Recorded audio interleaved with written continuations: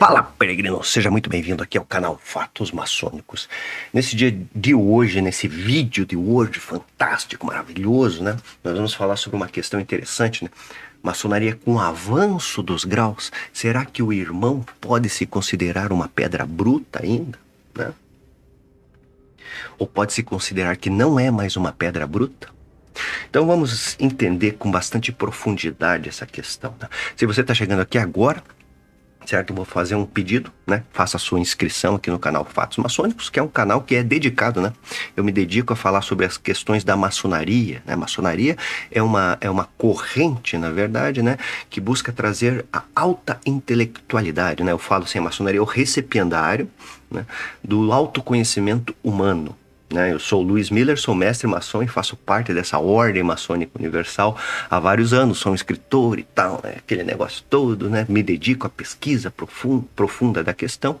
Então, me segue aí, certo? Já deixa o seu like também, as notificações. E também eu queria mandar um abraço aí ao pessoal do área de membros, né? Área de membros aqui do canal. Nós disponibilizamos toda semana vídeos, né? Lives e tal, né? Geralmente é uma live.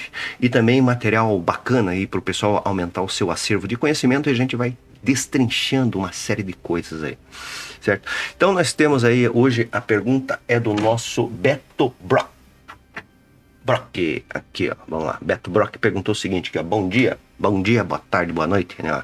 Ó, parabéns pelos seus vídeos e explanações. Você é uma pessoa gentil, muito obrigado, né? Com o avanço dos graus, considera-se que não é mais uma pedra bruta? Vamos avaliar isso daí. A maçonaria é um sistema, né, uma corrente, que ela se desdobra em instituições, né, que são as potências, sabe, ou obediências, certo? Potências, vamos falar assim mais diretamente, potências. Essas potências são a parte visível da maçonaria, né? Mas ela possui uma doutrina, certo? E se a maçonaria for de uma linha tradicional, ela tem ela tem uma linha, vamos pôr desse jeito assim, mais reta, regrada, né?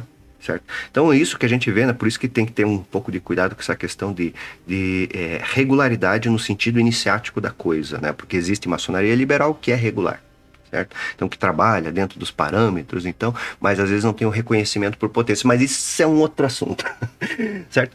Mas enfim, né, para ser maçonaria, as instituições, elas têm os ritos. Aqui no Brasil, assim, a gente já começa desde do grau 1, né, dentro do rito, fora do país, na Europa ou nos Estados Unidos, por exemplo, né, você tem lá as lojas simbólicas, né, que trabalham no grau 1, 2 e 3, basicamente em ritos específicos, lá nos Estados Unidos é conhecido como Blue Lodge, e depois você vai agregando, né, as linhas de estudo. Rito escocês, rito de York lá nos Estados Unidos, né? Norte-americano, etc, etc. Certo? Então, essa é uma questão importante. Tudo que eu vou falar aqui é bem importante para abrir a cabeça das pessoas. E são graus, né? Esses graus, eles trabalham num contexto muito interessante, né? Porque a maçonaria trabalha de forma geral com a questão dos ritos, mitos e símbolos, né? E esses símbolos são vários símbolos em cada grau, né? E eu até costumo dizer assim, é como uma espécie de uma fórmula matemática, certo? Então você pega lá um símbolo, ele tem determinada interpretação, né? E essa interpretação, você tem acesso a essa interpretação, na verdade, é aquela história que eu sempre falo aqui, o ler, entender, entender, compreender e fazer com que aquela informação faça parte da sua natureza. Então vamos mudar um pouquinho a perspectiva aqui e tornar cada símbolo um número. Certo? Imagine, assim, você pega lá, você vai entrar numa loja da maçonaria, você vai encontrar lá o esquadro e o compasso. Tá? Então, estou fazendo uma alegoria aqui, vamos falar que o esquadro é o número 1 e o compasso é o número 2, certo? Então, o que você tem? Você tem 1 e 2, né? 1 e 2 dá 3, certo? 1 menos 2, certo? Dá 1. Então, essa aí vamos pôr assim, uma flexibilidade matemática. Mas o que eu quero chamar a atenção a essa questão é que justamente existe algo por trás. Essa questão da flexibilidade que eu falei, dessa pequena fórmula aí que poderia se desdobrar de muitas formas diferentes, né? Você vê que naquele número existem coisas que não estão na cara, certo? E sempre quando você tem um elemento e outro elemento, né, fórmula, com perdão da redundância. Então, Essa é a questão. Você vai lá, você entra na loja de grau de aprendiz, uma série de simbologias, né? Cada um, você observa aquilo lá, e cada um tem a sua interpretação pessoal, seja o malho, seja o cinzel, no grau 1, por exemplo, né? Seja a regra de 24 polegadas. Você entra lá também no templo do rito escocês, ou vê na internet, você vai ver que tem as colunas zodiacais, né? Isso está no templo, isso é coisa pública, certo? Não é nada, tá? Colunas zodiacais, pavimento mosaico, abóbada celeste. Cada um daqueles elementos, se você transformar assim alegoricamente, eu estou falando obviamente, né, em um número, você vai ver que você vai ter determinados elementos. E se você juntar tudo, vai ter uma fórmula, e essa fórmula terá um resultado. Certo? Para você que participa da maçonaria e não sabia dessa história. Então, cada um desses números ou símbolos, certo, vai trazer uma imensidão de conhecimento, né, de interpretações, e essas interpretações concatenadas entre elas vão trazer um determinado resultado. Essa é a fórmula da maçonaria. E cada um dos graus, certo, tem isso. Então, o negócio não é para amadores. Não é para amadores. O objetivo da maçonaria é tornar o homem um iniciado de fato, né, através do conhecimento doutrinário. E tudo que eu falei aqui está envolto, né? A doutrina da maçonaria está envolta nessa questão, certo? E eu só falei 2 símbolos nesse vídeo. E daí, beleza, a pergunta aqui, voltando, né? Com o avanço dos graus, considera-se não mais uma pedra bruta? Daí eu invoco a sabedoria do grande Sócrates, né? Que falou assim uma frase antológica, podemos supor, né? Só sei que nada sei. Então eu penso que é o seguinte, meu querido Beto, certo? Isso é uma problemática, velho. Isso é uma problemática, né? Porque quanto mais você vai se aprofundando nas questões de procurar entender, né? O maçom, assim, vamos dizer, ele não pode ser um curioso, assim, no sentido banal da coisa, mas tem que ser um curioso, um pesquisador, né? Um agregador de conhecimento. E isso daí é uma coisa que, por isso que eu falo assim, maçonaria é um troço que não tem fim, cara. Não tem fim, cara. Certo?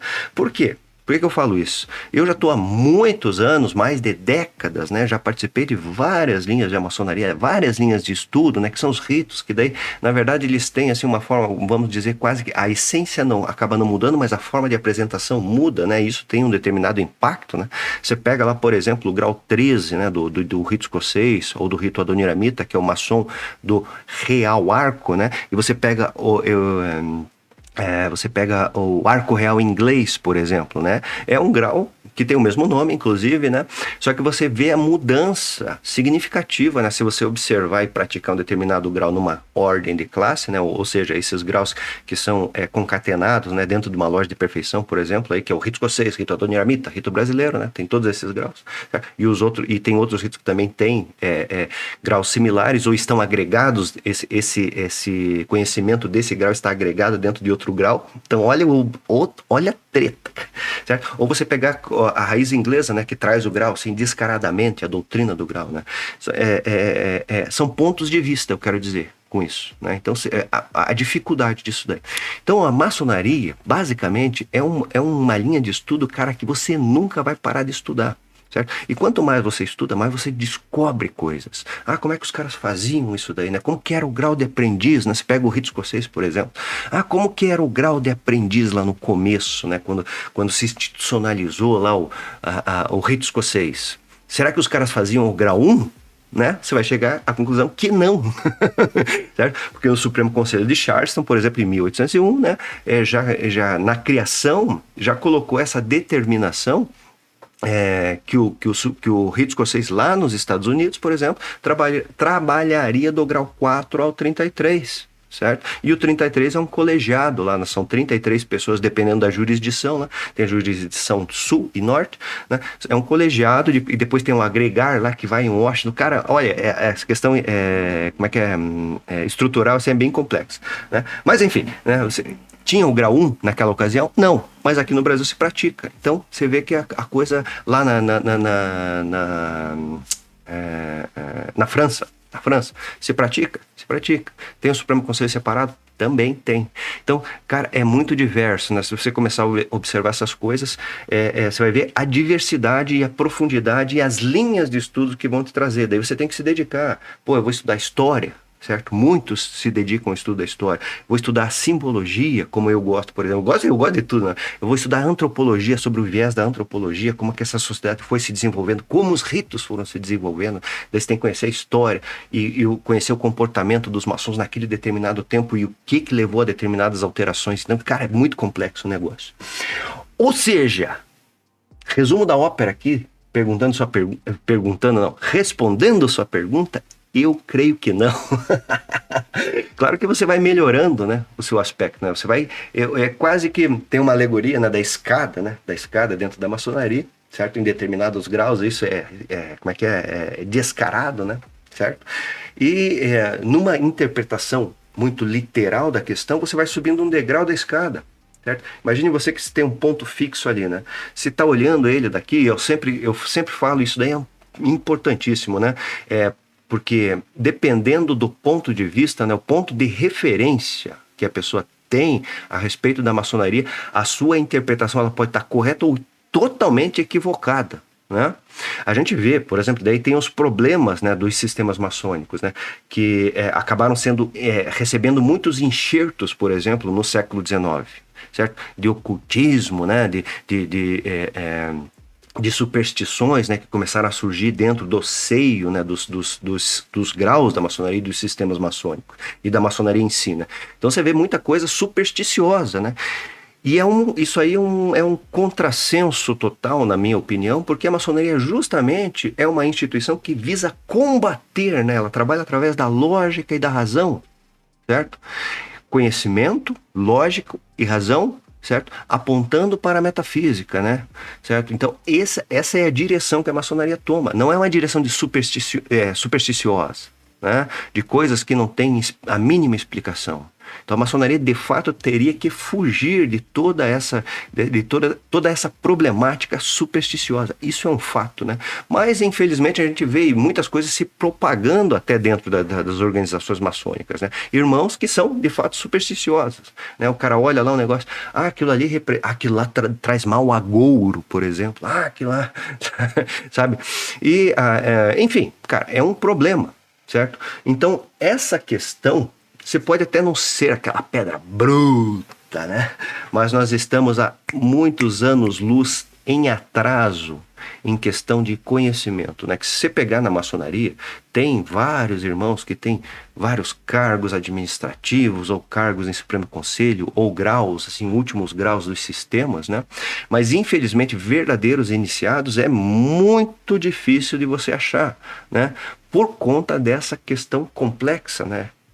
Então, olha, cara, eu digo assim, você acaba sendo uma pedra bruta, talvez não aquela grande pedra, mas o trabalho ele vai ser contínuo, né? O trabalho vai ser contínuo. E para quem não sabe, essa questão da pedra bruta, né, é utilizado, né, a maçonaria ela acabou adotando essa roupagem dos construtores antigos, né? E se fala, né, que são os processos de lapidação, né? Então é um processo que você pega uma pedra toda torta, assim, vamos supor, e você vai lapidando até ela ficar reta, certo? Então tem lá o processo da pedra bruta, da pedra polida, né? Você vai polindo a pedra, né? Você pega um carvão bruto, né? Se você der alta pressão nele, na verdade, né? Isso a natureza acaba fazendo, você vai ver que no seu íntimo tem um diamante, né? Esse diamante é um diamante bruto, né?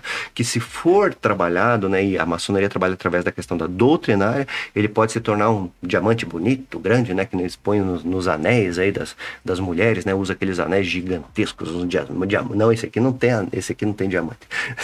Mas tem aqueles anéis, ou seja, houve um trabalho, né? Um trabalho de um elemento, né? Natural, né? Que no caso era carvão, era pedra, não sei o que, sofreu uma alta pressão, certo? Transformou-se em um diamante, isso não foi de um dia do dia para a noite, então isso daí leva, às vezes, sei lá, centenas, milhares, não sei correto no estudo essa questão das pedras, né? Não tenho esse estudo, certo? Mas levou lá, sei lá, milhares de anos para aquilo se formar e depois teve uma intervenção do homem, no caso, né? Para lapidar e tornar aquilo mais belo ainda, né? E trazer a público essa questão. Então pense muito nesse assunto. Então, tem essa questão, certo? Então não tem uma resposta, né? Então o cara que acha que sabe tudo, então na verdade ele acaba não sabendo nada. E essa é a grande armadilha desse argumento, na verdade, que é um argumento socrático, né? O pessoal pensa que sabe, quando vai ver não sabe é nada, né? E se você manter essa postura de busca e conhecimento, né? Você vai ver que quanto mais você se aprofunda, menos você sabe. Esse é o sentimento que acaba tendo, né? Então, nesse vídeo de hoje nós vamos ficando por aqui e convido você a conhecer mais material lá no meu site luismiller.com.br, né? Muitos livros, cursos em vídeo, um negócio muito bacana. E até o nosso próximo encontro. Um fortíssimo e grande abraço.